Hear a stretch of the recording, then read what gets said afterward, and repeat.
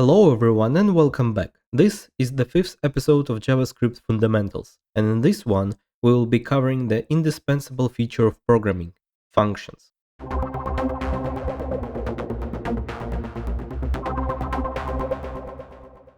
So, what are they? Well, you can think of it as a reusable code. Up until this moment, we were writing it just like that, instruction after instruction.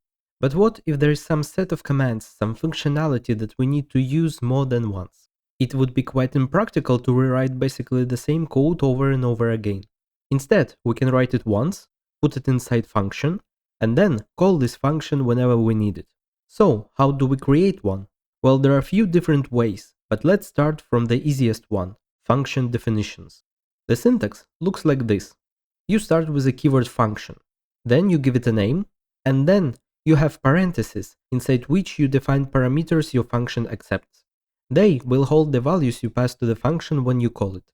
You can define as many of them as you want or have no parameters at all. Then you add curly braces, and inside of them you keep the logic of your function. Okay, now how do we call it? Well, it couldn't be easier. You just type its name followed by parentheses. If your function has some parameters, you provide the values for them. As we can see, the function is invoked and the result is printed. Now, before we proceed, there is one important detail that I wanted to show you right away. Remember how I told you that the script is interpreted line by line, from top to bottom? With that idea in mind, what we see on the screen makes perfect sense. First, we define the function, explaining what it does, and then later we use it in our code. Now, watch me. First I call the function, and only then I define it. As you can see, works perfectly well. Now you may ask, what kind of paradox is that? None. Completely normal phenomenon. Phenomenon known as hoisting.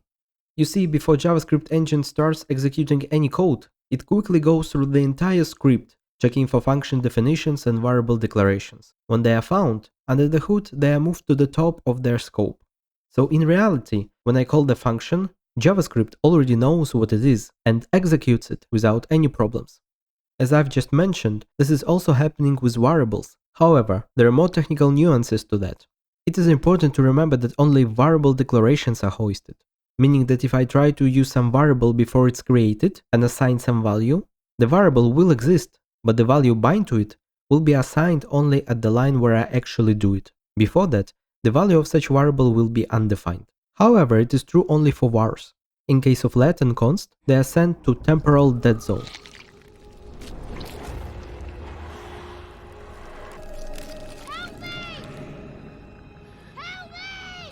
I know, sounds like some creepy sci-fi place.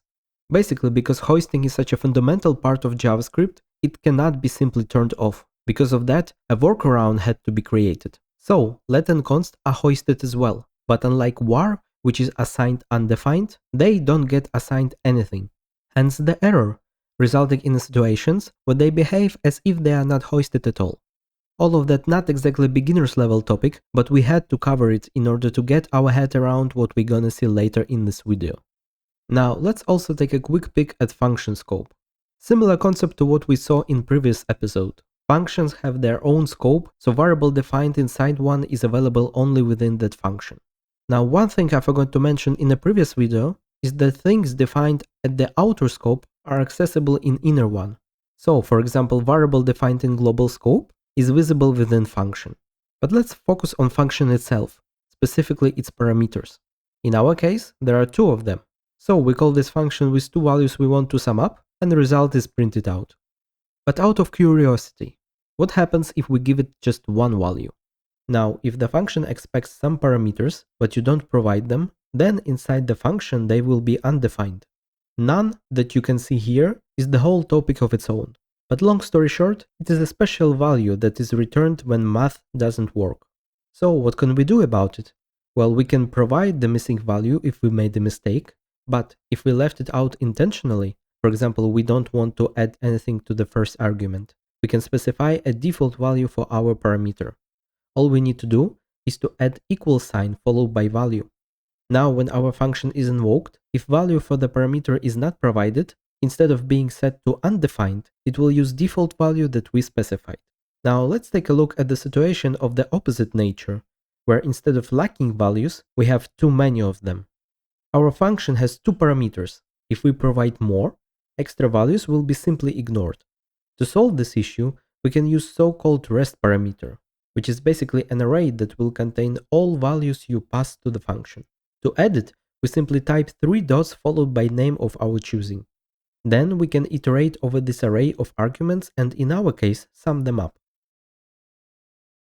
But when using rest parameter, it is important to remember that there are some restrictions.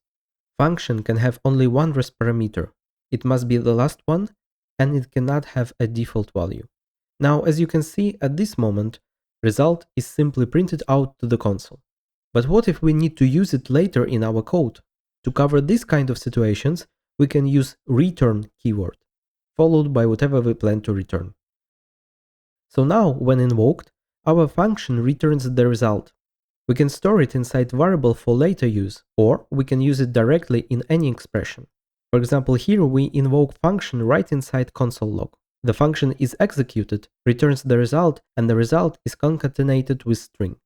Now, if you don't include return keyword, this is perfectly fine. Not every function is supposed to return something.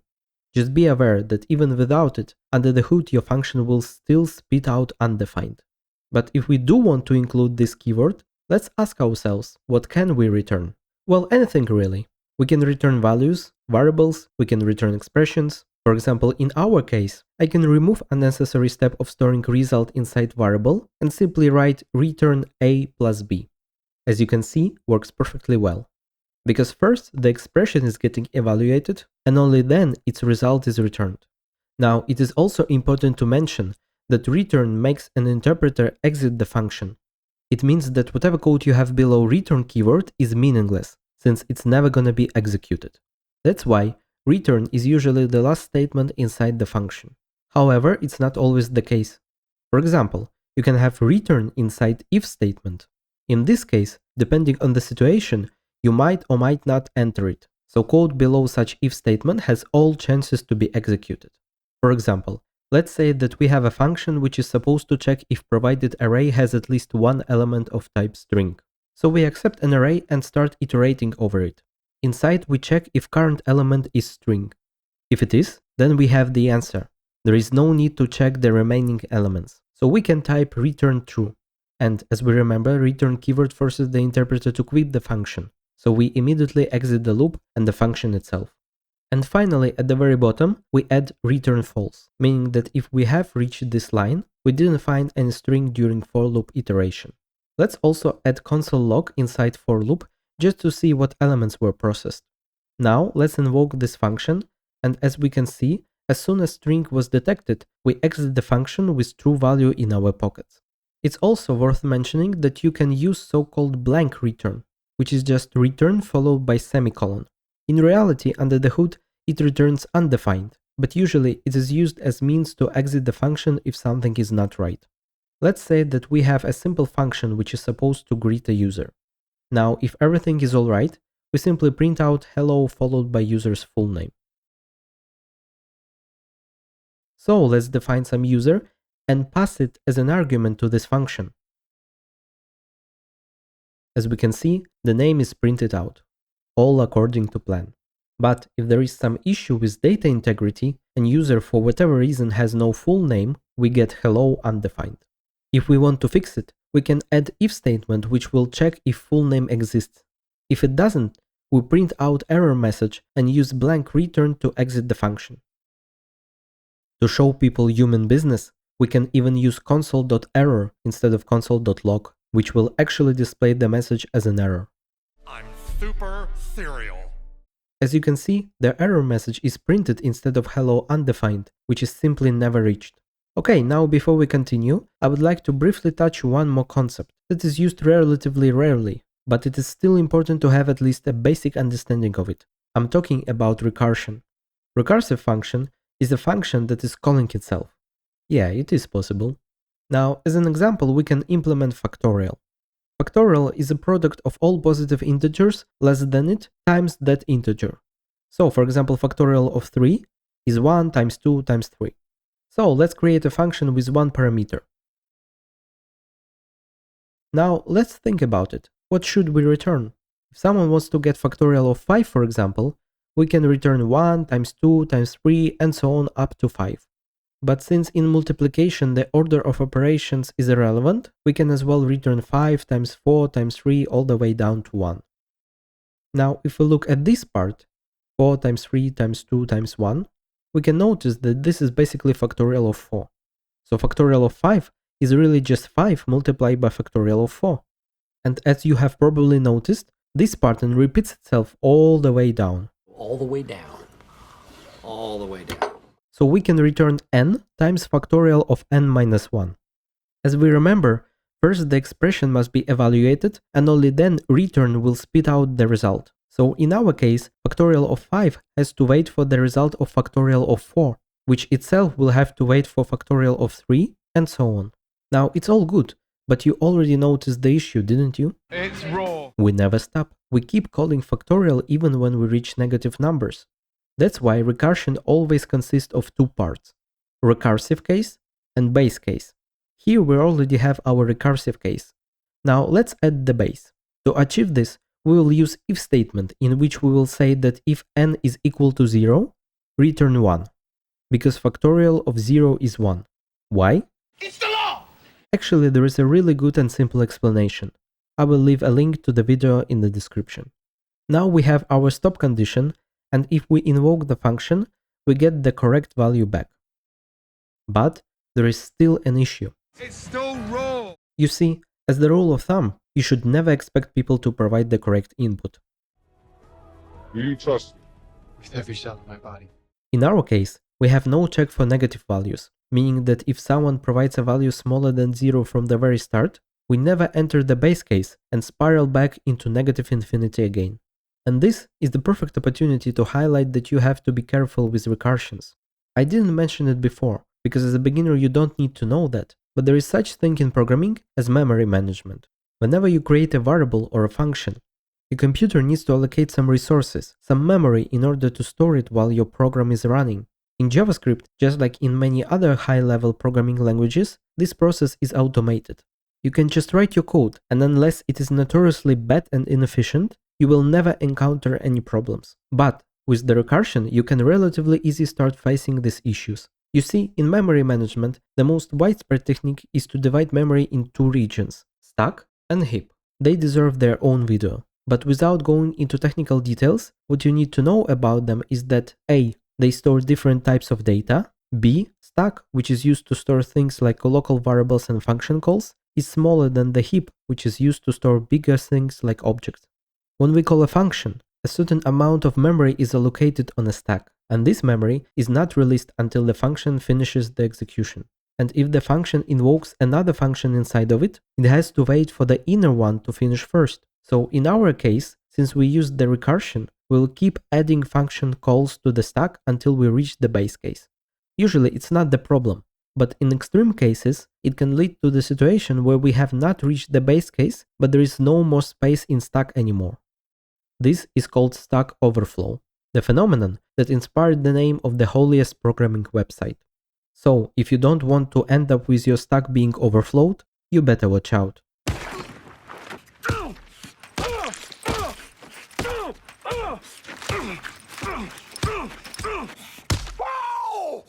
Damn, man, look at that, look! Now, before we switch back to our discussion on the different ways we can define functions, it is important to learn one very important concept. You see, functions in JavaScript are first-class citizens, meaning that they are treated in the same way as variables. They can be passed as arguments, returned from a function, and can be assigned to other variables. And with that knowledge in mind, we can take a look at function expressions. The syntax is virtually identical to function definitions, with one important difference.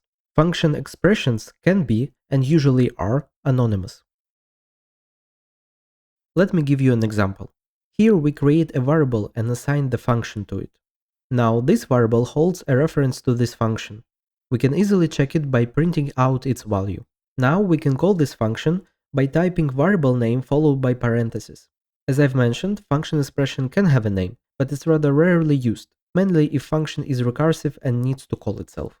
Unlike function declarations, function expressions are not hoisted. Variable, if we use var keyword, is hoisted, but function expression itself, not. And if we use let or const, temporal dead zone is here to remind us that we are out of line. Take this stiff and pound it up your fucking ass. Function expressions are mainly used as callbacks. Now, what is a callback, you may ask? Callback is just a function passed into another function as an argument, which is then invoked inside. Let me show you an example. There is an array method called map, which can be invoked on variables of type array. It has one parameter and it expects it to be a function. This function should have three parameters: element, to hold the current element of the source array; index, to hold the index of that current element; and array, to hold the source array itself. But if we don't need index or array reference in our logic, we can simply skip them and use element parameter only. When map is invoked, it creates and returns a new array populated with the results of calling a provided function on every element of the source array. Basically something equivalent to that. So let's quickly create an array and use our multiply by 2 function as map's callback. But first we will have to replace console log with return, because as we could see, function has to actually return something so its value can be used as a new element. So if we print out new array, we can see that it stores original values multiplied by 2. Now, if we're not gonna use this multiply by 2 variable anywhere else in our code, we can skip unnecessary step with variable declaration and instead have function expression right inside map. And this is the moment where we can take a look at even better approach: arrow functions. An arrow function is a compact alternative to a regular function expression. It has some deliberate limitations in it, but all of them are more advanced topics, so we won't be covering them in this course. Let's look at syntax first, though this time it's a little bit tricky. You see, depending on its structure, there are many different ways you can write an arrow function. Let's take a look at those cases one by one. First, we have no parameters with single line of code. Then, one parameter, single line of code. If you have only one parameter and it's not default or rest, parentheses are optional, so another syntax can be used. Then, several parameters with single line of code. Now, let's take a look at cases where you have more complex logic that requires more lines of code. If there are no parameters, you write it like this. If there is one, again, two options. Many parameters? No problem. Now, it is important to mention that if we have a single line of code, return is implied, meaning that such function will automatically spit out the result of specified expression. But if there are several lines of code, you need to explicitly use return keyword if you wish to return anything. So let's rewrite our code to use an arrow function syntax. Here in our example, we have one parameter and one line of code, so we can use this option. As you can see, it's a really nice, concise syntax. Okay, so just like that, we have covered the basics of functions in JavaScript. Of course, there are also asynchronous functions and generators, but they are a more advanced topic, so we won't be covering them this time. I plan to make a separate video about them. Thank you for watching. Leave a like, a comment, subscribe to the channel, and I see you in the next one. Bye.